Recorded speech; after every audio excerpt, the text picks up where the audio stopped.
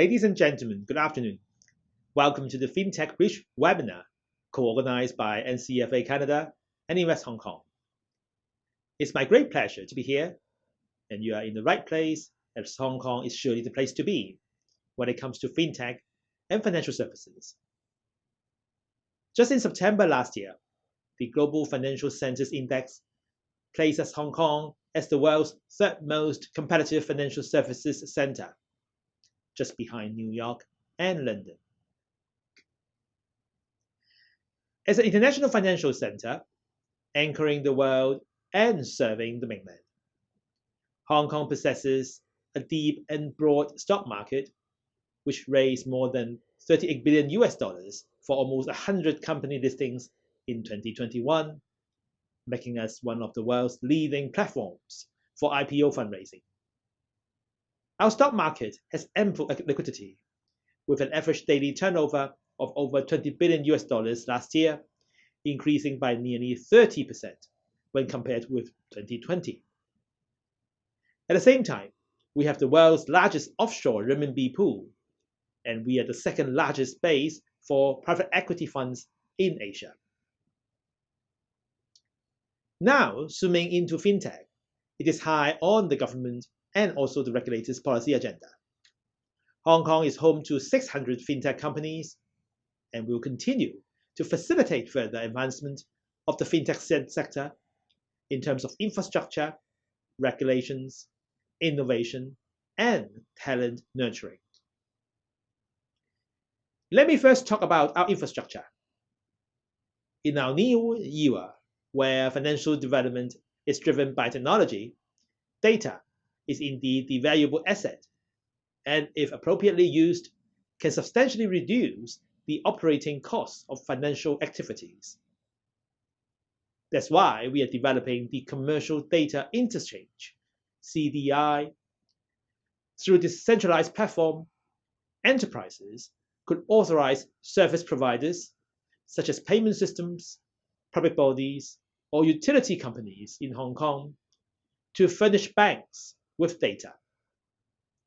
And banks can then make use of more accurate predictions about the sales and operation of enterprises, thereby reducing the need for enterprises to provide collaterals in their loans.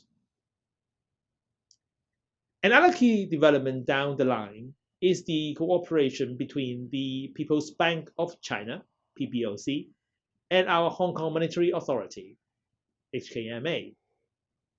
The two authorities will construct a one-stop platform that will provide importers and exporters between Hong Kong and the mainland with more comprehensive and convenient trade finance services. HKMA is now working closely with PBOC to finalize the implementation details. On top of that, the proof of concept for connecting eTrade Connect of Hong Kong, a trade finance blockchain platform with PBOC's platform, was completed last year, covering more types of trade activities and financing products. Then, on the regulatory front, we've set up a coordination group of implementation of fintech initiatives chaired by myself.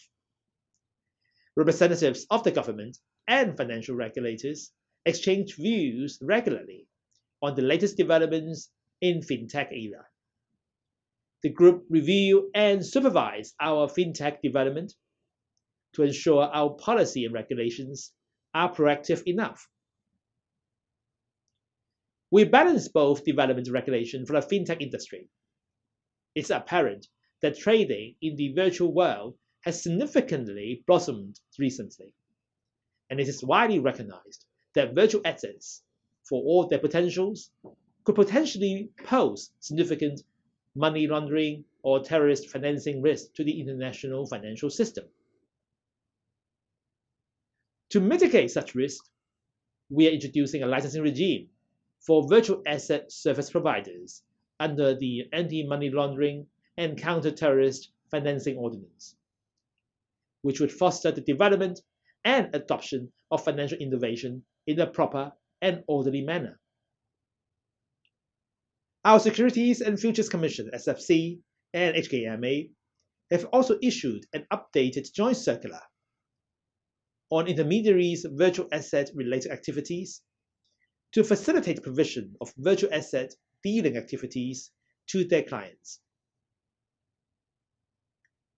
We all know fintech requires the integration of finance and technology. But without an adventurous mindset for innovations, the industry will never move itself forward. So we are also placing our focus on encouraging testing of new ideas for the fintech sector.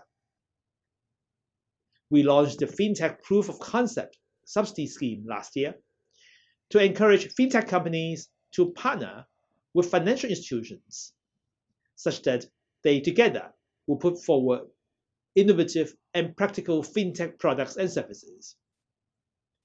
The scheme was very well received by the industry, with approved projects ranging from the fields of wealth tech, regtech, insurtech, and payment systems, and also to cross-boundary data analysis and also remittances, etc. Finally, a series of programs have also been introduced to support the development of financial and fintech talents, including our financial industry recruitment scheme for tomorrow, what we call FIRST.